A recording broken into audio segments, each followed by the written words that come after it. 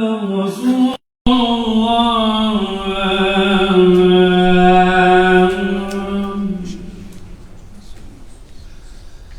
حي على الصلاة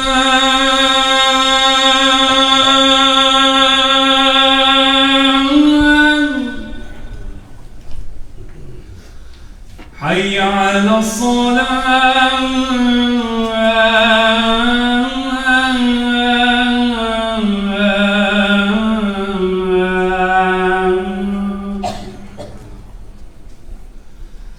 حي على الفلاح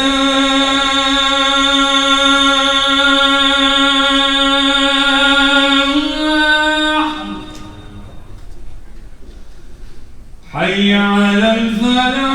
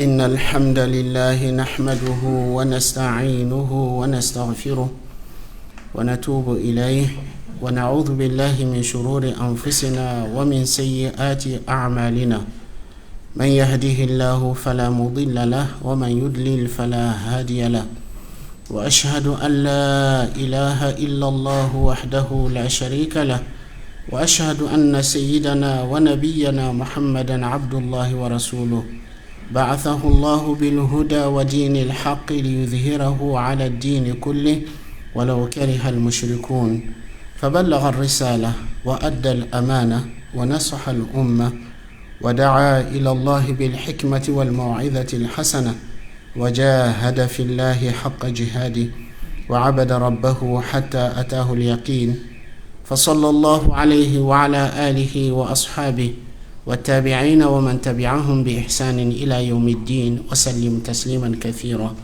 أما بعد فاتقوا الله عباد الله وأطيعوه فيما أمر واجتنبوا ما نهى تسعدوا وتفوزوا في الدنيا والأخرى.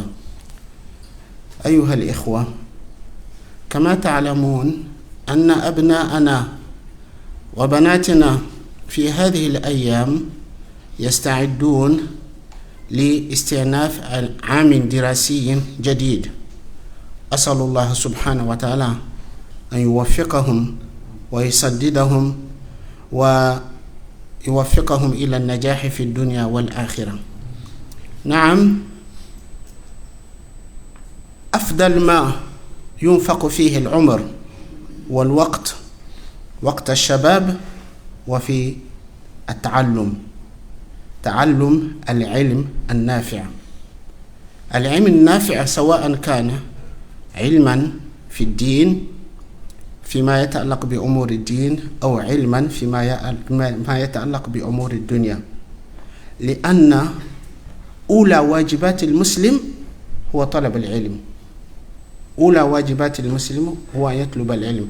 تعلمون أن أول ما أنزل على رسول الله صلى الله عليه وسلم وأول أمر أمر الله به رسوله صلى الله عليه وسلم وهو أمر لأمته من بعده، الله سبحانه وتعالى قال لنا اقرأ باسم ربك الذي خلق الإنسان من علق اقرأ وربك الأكرم الذي علم بالقلم علم الإنسان ما لم يعلم. ليس هناك دين أو أيديولوجية أو فلسفة رفع من شأن العلم كما رفع الإسلام شأن العلم، لأن بالعلم يعرف الله سبحانه وتعالى، بالعلم يعرف ما أمر الله سبحانه وتعالى به وما نهى عنه، بالعلم يتعبد الله سبحانه وتعالى، بالعلم يشيد الدنيا ويشيد المجد.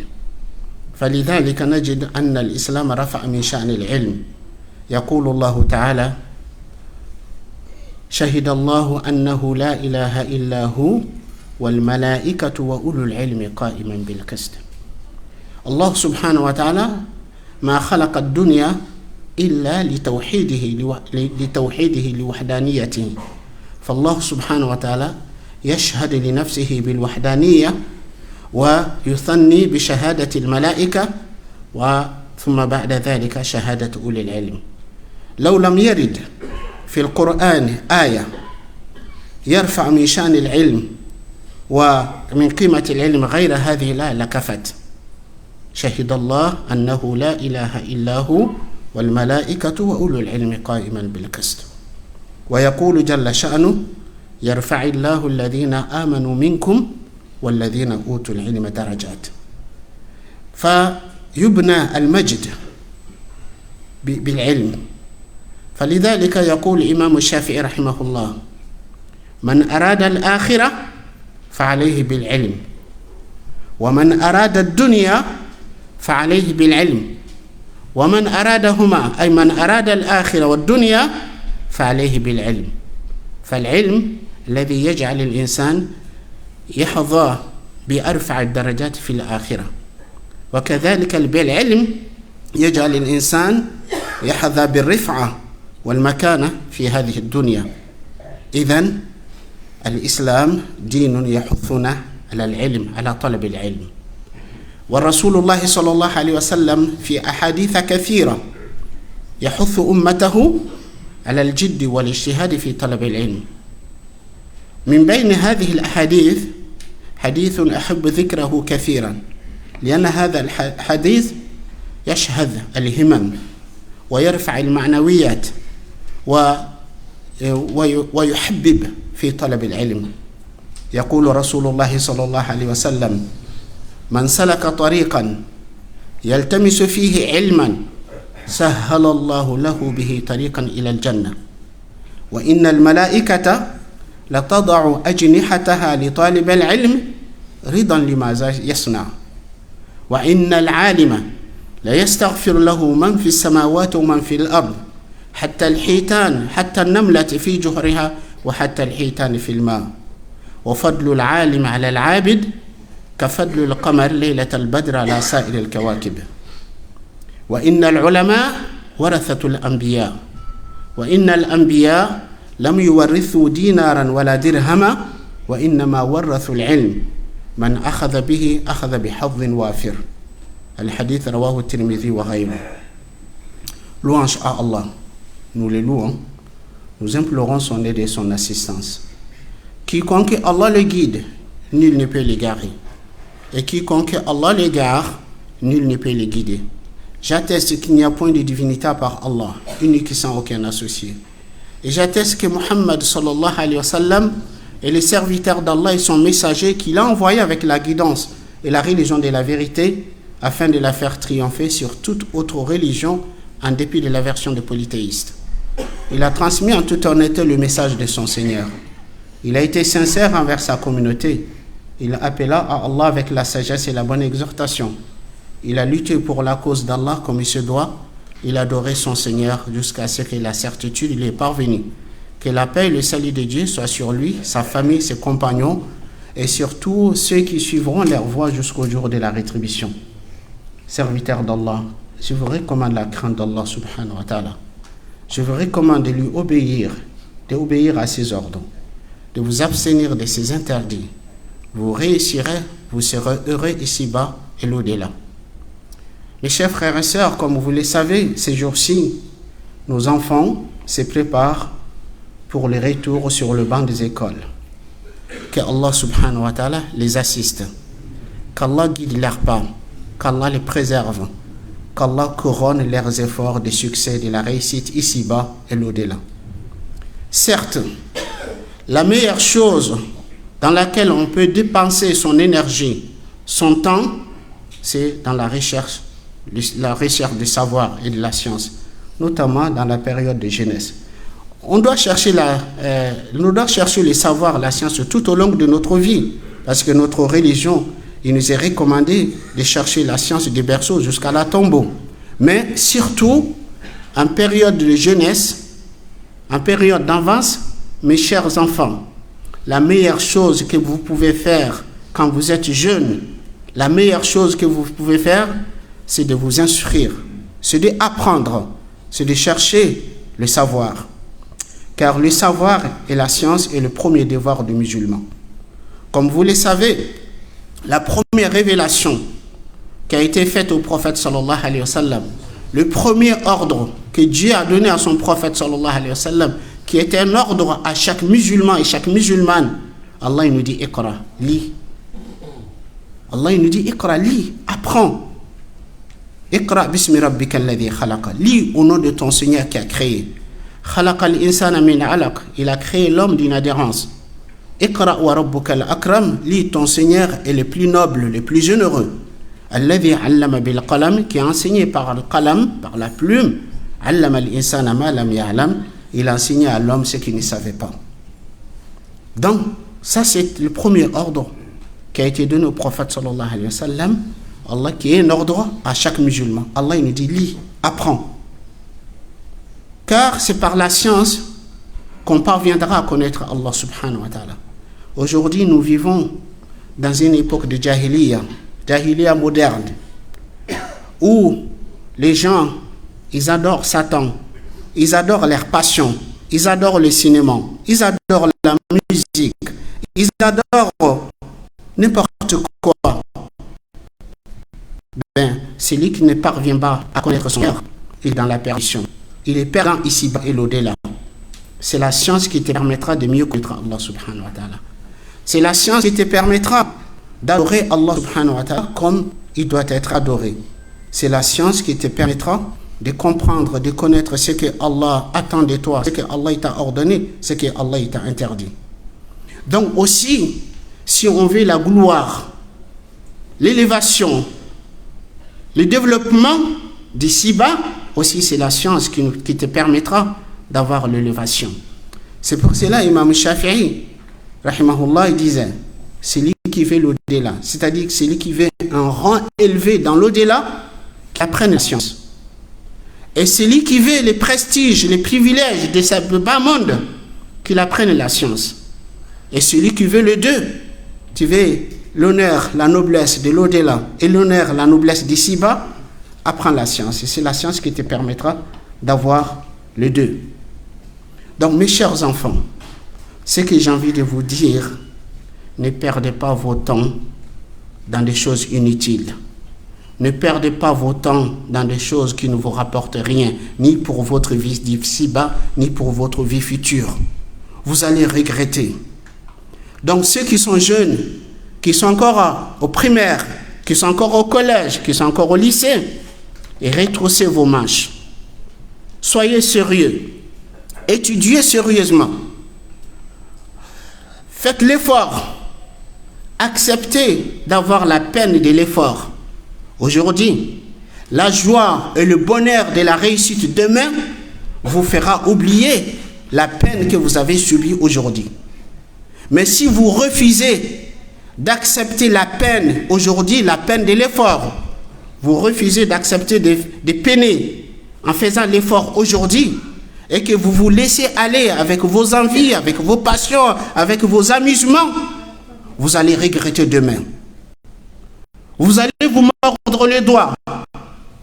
Vous allez dire, hélas, si seulement j'étais assez intelligent, si seulement j'ai fait l'effort quand j'étais jeune. Votre avenir se prépare aujourd'hui.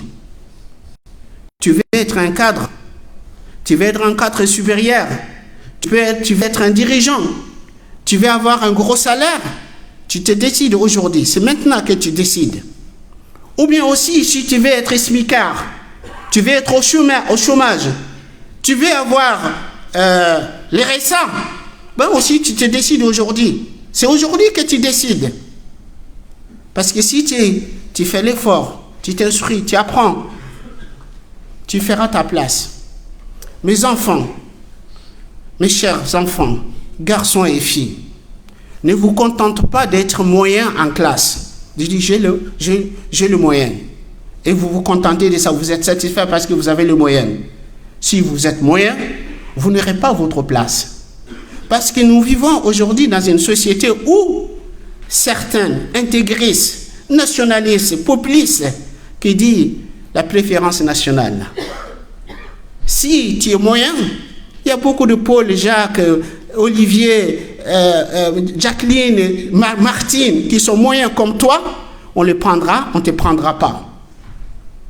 Mais par contre, si tu es meilleur dans ta discipline, tu es le meilleur, tu es le plus compétent, tu imposeras qu'on te choisit. On n'aura pas le choix de te choisir. Donc sachez bien que même si tu es 4e, 5e génération, on te dira français d'origine algérien, français d'origine tunisien, français d'origine marocain, français d'origine sénégalais, malien. Voyez, donc vous n'avez pas l'égalité des chances. C'est ce qu'on a dit, l'égalité des chances, c'est des mensonges qu'on vous dit. Mais par contre, vous voulez avoir votre chance, étudiez, apprenez, soyez le meilleur. Donc je vous disais que le premier devoir de musulman, c'est de s'instruire, d'apprendre. Allah, il n'a créé le monde que pour son unicité, qu'on sache qu'il est le seul créateur, le seul Seigneur, qui doit être le seul qui doit être adoré. Allah subhanahu wa ta'ala, il dit, Allah atteste qu'il n'y a point de divinité à part lui, ainsi que les anges et les doués de savoir. Nos savants, ils nous disent ici, il n'y en avait aucun autre verset dans le Coran qui fait l'éloge à la science, qui élève le rang de science, et que cet verset, ça aurait suffi. Parce que Allah, il est le premier témoin de son unicité. Il fait seconder par les témoignages des anges et en troisième lieu, les témoignages des savants, de ceux qui ont reçu la science. Et aussi, Allah subhanahu wa ta'ala dit, Dieu élève ceux d'entre vous qui ont cru et ceux qui ont reçu la science de degrés plus élevés. Et les hadiths du prophète sallallahu alayhi wa sallam qui incitent, qui encouragent à chercher le savoir sont tellement nombreux. Mais il y a un hadith que j'aime beaucoup citer, ces hadiths, parce que c'est un hadith qui motive, qui donne envie, qui encourage. Le prophète sallallahu alayhi wa sallam nous dit, celui qui emprunte un chemin dans la recherche de la science, Allah lui facilitera par là l'accès au paradis. Le chemin le plus court qui t'amène au paradis, c'est le chemin du savoir, le chemin de la science. Quand tu quittes chez toi pour aller à l'école, tu es sur le chemin du paradis, si tu es conscient. Celui qui emprunte un chemin dans la recherche du savoir, Allah lui facilitera par là l'accès au paradis. Et certes, les anges abaissent leurs ailes pour l'étudiant par satisfaction de ce qu'il fait. Le mérite que le savant a par rapport à un dévot, c'est-à-dire un grand adorateur, c'est comme le mérite de la pleine lune par rapport aux autres étoiles. Et pour les savants, toutes les créatures dans le ciel, sur la terre, les anges, même la fourmi dans sa fourmilière, le poisson dans l'eau, implorent le pardon d'Allah en faveur du savant. Il dit, les savants sont les héritiers des prophètes. Les prophètes n'ont laissé comme héritage ni l'argent ni l'or. Ben, ils ont laissé la science. Celui qui l'apprend a eu une grande part. Donc, mes chers enfants, soyez sérieux à l'école. N'acceptez pas d'être le clown de l'école qui fait rigoler à tout le monde, qui distrait tout le monde, qui amuse tout le monde. Et vous pensez, vous allez paraître que vous êtes aimé, parce que les gens, quand ils vous voient, ils vous sourient, ils rigolent, vous les faites rire. Ils rigolent. En fait, en réalité, ils se moquent de vous, parce qu'ils disent, vous êtes stupide. Vous ne savez pas pourquoi vous êtes ici à l'école. Vous ne savez pas quel est votre rôle. Ces gens qui rigolent avec vous, demain, ils vont vous mépriser. Donc, soyez sérieux. Travaillez. C'est le travail qui paye, c'est le sérieux qui paye. La science, nos savants, ils nous disaient, si tu donnes un peu de toi à la science, elle ne te donne rien. Si tu te donnes entièrement à la science, elle te donne peu d'elle. Donc tu veux la science et ce n'est pas en t'amusant que tu vas apprendre. Et aussi, mes chers parents, il y a des gens qui vous disent, ouais, il faut apprendre ludiquement, il ne faut pas demander trop de devoirs aux enfants, il ne faut pas leur demander trop de choses. Ces gens qui vous disent ça, eux à la maison, ils font travailler leurs enfants. Parce qu'ils veulent que vos enfants restent les derniers, qu'ils n'apprennent pas, qu'ils ne soient pas diplômés, qu'ils n'ont pas de qualification. Comme ça, ils vont faire les travaux dont eux, ils refusent. Mais si vos enfants apprennent, qu'ils deviennent meilleurs, ben, ils vont rivaliser les autres pour les places. Donc, poussez vos enfants à faire l'effort. Faites aimer l'effort à vos enfants. C'est l'effort qui paye. Vous ne verrez jamais quelqu'un qui a réussi en dormant. Vous ne verrez jamais quelqu'un qui a réussi en s'amusant. Mes enfants, demandez à vos aînés. Demandez à vos aînés qui n'ont pas été sérieux à l'école, qui n'ont pas fait l'effort et qui ont grandi. Ils sont arrivés en âge de se marier, ils ont fondé leur foyer et qui se trouvent à faire des petits boulots, qui se trouvent au chômage, qui se trouvent à quémander les aumônes. Parce que les RSA, c'est des aumônes qu'ils recevaient. Demandez à ces gens-là, si vous avez la possibilité, la chance, d'avoir 10 ans, d'avoir 12 ans, d'avoir 13 ans, 14 ans, qu'est-ce que vous allez faire? Ils vont vous dire, on va bien travailler à l'école, on va être le meilleur. Mais maintenant, c'est trop tard pour vous. Avant qu'il ne soit trop tard pour vous, mes chers frères et sœurs, poussez vos enfants à être sérieux à l'école.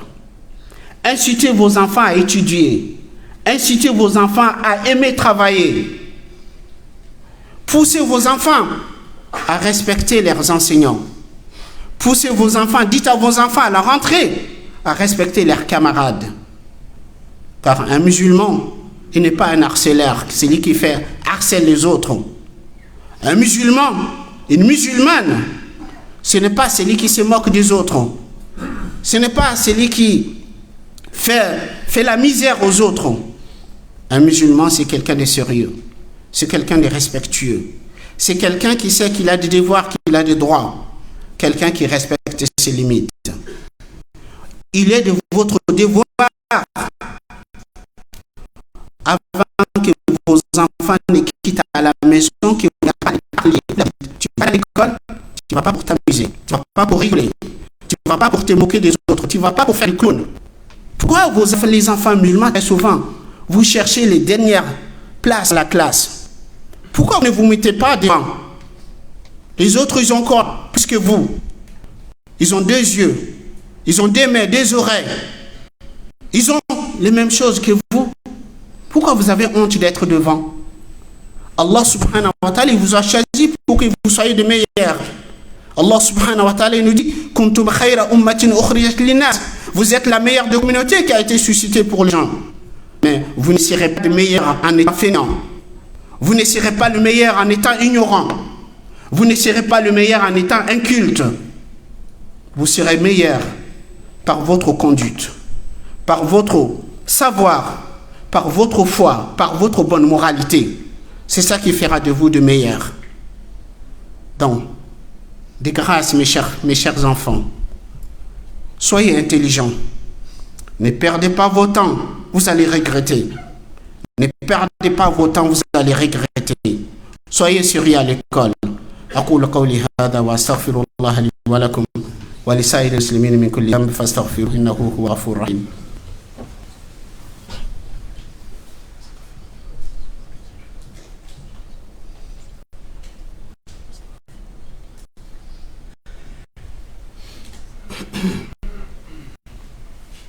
الحمد لله حمد الشاكرين أحمده على آلائه وأشكره على جزيل إنعامه أشهد أن لا إله إلا الله ولي الصالحين وأشهد أن سيدنا ونبينا محمد عبد الله ورسوله sallallahu alayhi wa ala alihi wa sahbihi wa sallim taslima. Mes chers frères et sœurs, sachez bien que le musulman, la musulmane, ce n'est pas de l'apparence. Le prophète sallallahu alayhi wa sallam nous dit: Inna Allah la yanzuru ila suwarikum wala ila amwalikum walakin yanzuru ila qulubikum wa a'malikum. Le prophète sallallahu alayhi wa sallam nous dit: certes, Allah ne regarde pas vos images, vos apparences, ni vos richesses, mais il regarde vos cœurs et vos actes. Ce qui fait de musulman, une musulmane, ce n'est pas de son apparence. Notre ministre de l'Éducation, il a réglé tous les problèmes du ministère de l'Éducation. Le seul problème qui restait, c'est Abaa et les kamis de quelques jeunes filles, de quelques jeunes garçons. C'est le seul problème qui reste à l'Éducation nationale à régler, et il règle ces problèmes par les notes qu'il a envoyées. Mes chers enfants, vous pouvez être musulman. Ce n'est pas votre apparence qui fera de vous un bon musulman. Ce qui fera de vous un bon musulman, c'est la foi qui réside dans votre cœur. C'est vos actes, c'est votre conduite qui va faire de vous un bon musulman, une bonne musulmane. Mais ce n'est pas de l'apparence. Ce n'est pas parce que tu portes abaya ou bien tu portes kamis, bien tu es automatiquement musulman. Non, tu peux t'habiller décemment sans porter abaya. Tu peux t'habiller décemment sans porter le kamis. Comme je vous dis, ce qui est plus important à votre âge, maintenant, instruisez-vous, apprenez, soyez le meilleur dans votre domaine, on vous respectera, vous imposera votre respect. Mais si vous acceptez que vous soyez exclu, juste pour une simple apparence, vous acceptez de ne pas vous instruire parce que vous dites à l'école, ce qui se passe à l'école ne vous plaît pas, vous allez rester toujours en bas de l'échelle. C'est ce qu'on veut de vous, c'est ce qu'on attend de vous. Donc soyez plus intelligents, soyez plus intelligents. Donc nous sommes chez nous, nous sommes des Français. C'est notre pays, vous êtes grandi ici, vous allez mourir ici. Donc, vous avez le devoir de contribuer au développement, au progrès, au bien-être de ces pays. C'est votre devoir. Mais si vous restez à la marge de la société, vous ne ferez rien. Nous, musulmans, notre place n'est pas de rester à la marge de la société. Notre place, c'est d'être des modèles, des exemples, des gens qu'on admire. Mais ce n'est pas en étant ignorant, en étant inculte, en étant des marginaux, en étant des anarchistes, que vous allez devenir des modèles et des exemples. Donc, soyons intelligents. Ne donnons pas de bâtons pour nous faire frapper. Qu'Allah nous guide dans le droit chemin. Allah wa sallu wa sallim ala khatam al-anbiya wa imam al-mursalin Muhammad bin Abdullah alayhi afdalus salatu wa atam taslim fa inna Allah amarakum bidhalika fi muhkam tanzil. فقال عز من قائل إن الله وملائكته يصلون على النبي يا أيها الذين آمنوا صلوا عليه وسلموا تسليما اللهم صل وسلم وبارك وأنعم على عبدك ورسولك محمد وارض اللهم عن الصحابة أجمعين وعن التابعين ومن تبعهم بإحسان إلى يوم الدين وعنا معهم بمنك وكرمك وإحسانك يا أرحم الراحمين اللهم أعز الإسلام والمسلمين اللهم أعز الإسلام والمسلمين وأذل الشرك والمشركين ودمر أعداء الدين واحمي حوزة الإسلام يا رب العالمين اللهم إنا نسألك الهدى والتقى والعفاف والغنى اللهم إنا نسألك موجبات رحمتك وعزائم مغفرتك والغنيمة من كل بر والسلامة من كل إثم والفوز بالجنة والنجاة من النار اللهم اصلح لنا ديننا الذي هو عصمة أمرنا وأصلح لنا دنيانا التي فيها معاشنا وأصلح لنا آخرتنا التي إليها معادنا واجعل الحياة زيادة لنا في كل خير والموت راحة لنا من كل شر برحمتك يا أرحم الراحمين اللهم إنا نسألك الثبات في الأمر والعزيمة على الرشد ونسألك شكر نعمتك وحسن عبادتك اللهم إنا نسألك قلبا سليما ولسانا صادقا ونسألك من خير ما تعلم ونعوذ بك من شر ما تعلم ونستغفرك لما تعلم إنك أنت علام الغيوب. اللهم فرج هم المهمومين من المسلمين، ونفس كرب المكروبين، واقض الدين عن المدينين، واشف مرضانا ومرضى المسلمين برحمتك يا أرحم الراحمين يا رب العالمين. اللهم اغفر لنا ولوالدينا وارحمهم كما ربونا صغارا. اللهم اغفر للمؤمنين وللمؤمنات وللمسلمين والمسلمات الأحياء منهم والأموات برحمتك يا أرحم الراحمين. ربنا آتنا في الدنيا حسنة وفي الآخرة حسنة وقنا عذاب النار. عباد الله، إن الله يأمر بالعدل والإحسان وإيتاء ذي القربى وينهى عن الفحشاء والمنكر والبغي يعظكم لعلكم تذكرون. فاذكروا الله العظيم الجليل يذكركم واشكروه على نعمه يزدكم ولذكر الله أكبر والله يعلم ما تصنعون. وقوموا إلى صلاتكم يرحمكم الله. الله أكبر الله أكبر.